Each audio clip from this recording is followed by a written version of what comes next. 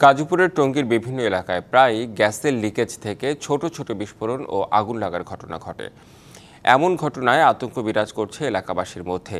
Titas gas কর্তৃপক্ষের উদাসীনতায় এই ঝুঁকি দিন দিন ভয়াবহ রূপ নিচ্ছে বলে অভিযোগ ফায়ার সার্ভিস কর্তৃপক্ষের।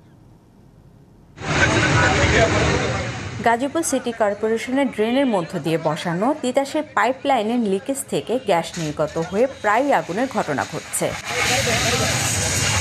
টঙ্গীর এরশাদনগর, মিলগেট, আওড়ার ট্যাগ সহ বেশ কয়েকটি এলাকায় রাস্তাঘাট ও বাড়ির আশেপাশে গ্যাসের তীব্র গন্ধ ছড়িয়ে পড়ছে প্রায় প্রতিদিন। অনেক জায়গায় ফুটপাত ও ড্রেনের ভিতর দিয়ে বুদবুদের মতো গ্যাস বের হতে দেখা যায়। এতে আতঙ্ক বিরাজ করছে এলাকাবাসীর মধ্যে। খালি এনে নামছি, নামার পরে অন্য ড্রিম করে একটা আওয়াজ এলো। আওয়াজ হয়েছে এদিক চাইছি এনো ব্রাস্ট হয়ে গেলো, পরে দৌড় মারছে এদিক। না, অনেকটাই ভয় করতেছে। আমার দোকানটা হলো ওইটা, এদিক দা এরিয়া দিয়ে রাখছে, ওদিক দাও এরিয়া দিয়ে রাখছে, এদিক দা যেন কোনো গাড়ি ঘোড়া না ঢুকতে পারে। সবার ভিতরে একটা আতঙ্ক। সংশ্লিষ্টরা বলছেন পুরনো পাইপলাইনগুলো মেরামত জরুরি। বারবার ঊর্ধ্বতনদের জানালেও আমলে নিচ্ছেন না তারা। সবগুলা লাইনই বিকল।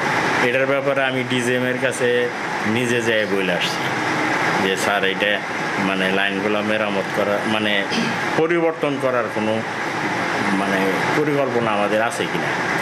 সে বলছে আমরা দেখতেছি। দ্রুত মেরামত না করা হলে যে কোনো সময় বড় ধরনের বিস্ফোরণ বা অগ্নিকাণ্ডের ঘটনা ঘটতে পারে শঙ্কা ফায়ার সার্ভিসের। যে কোনো মুহূর্তে টঙ্গীতে একটা বড় ধরনের দুর্ঘটনা ঘটার আশঙ্কা আছে।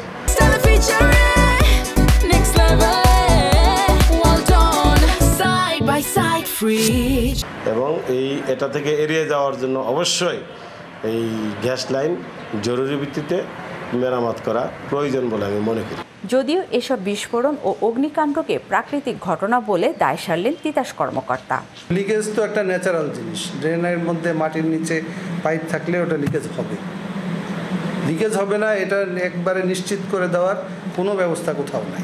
নিয়মিত তদারকি ও দ্রুত মেরামতের মাধ্যমে ঝুঁকিপূর্ণ পরিবেশ থেকে মুক্তি পেতে চান টঙ্গীবাসী। Mahmuda Shikdar, DBC news, Gazipur.